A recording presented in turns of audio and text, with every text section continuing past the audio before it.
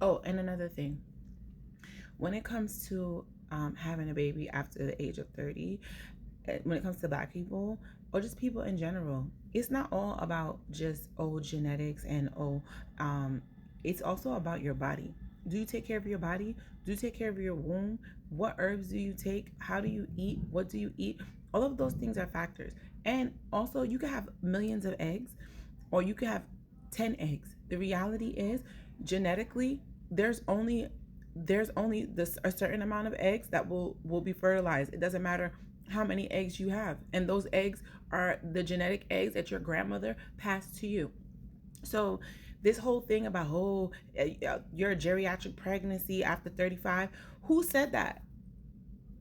That's based on westernized medicine.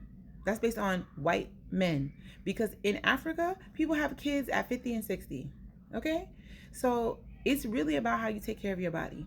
You're having a baby just to have a baby is just being selfish. I don't care what nobody says. It is selfishness.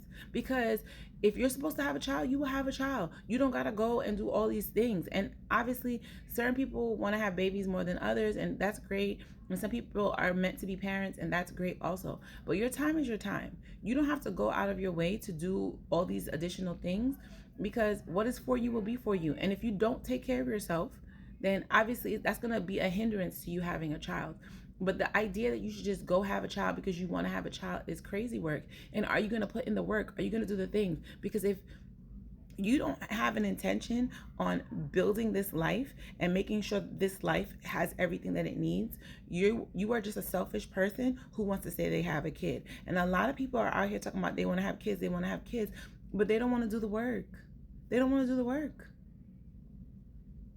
They do not want to do the work. Not only do they not want to do the work, they're not even considering bringing in a life into this world, and that kid thinking to themselves, where's my mom? Where's my dad? Why I only have a mom? Why I only have a dad? Why can't I have this? Why can't I have that? They don't think about all of those other factors.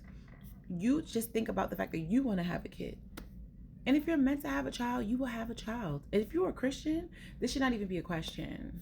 This should not even be a question, because God will allow for whatever it is you're supposed to have. It shouldn't be a question. And if you don't have a kid, you need to think you can adopt kids. If you really want to have children, you can adopt kids. You know how many kids need to be adopted in this nation who need parents? Adopt a kid. You just need the kid to be biologically yours. You might have a greater impact on a kid that you adopt than a biological kid who might be a knucklehead. I'm just saying. But you know what I mean? Like, people do not think about these things.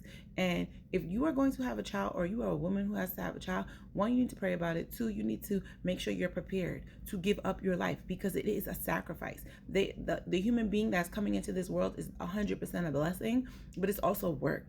And I don't think people think about the work that it takes to raise an individual and make them an actual decent human being in today's society.